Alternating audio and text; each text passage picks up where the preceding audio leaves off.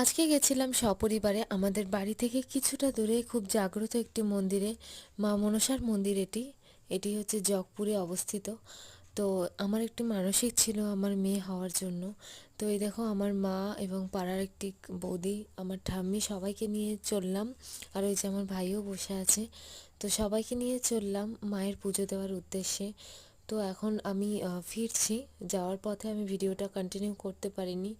তো এখন প্রায় রাস্তাটা অনেকটাই ফাঁকা আছে।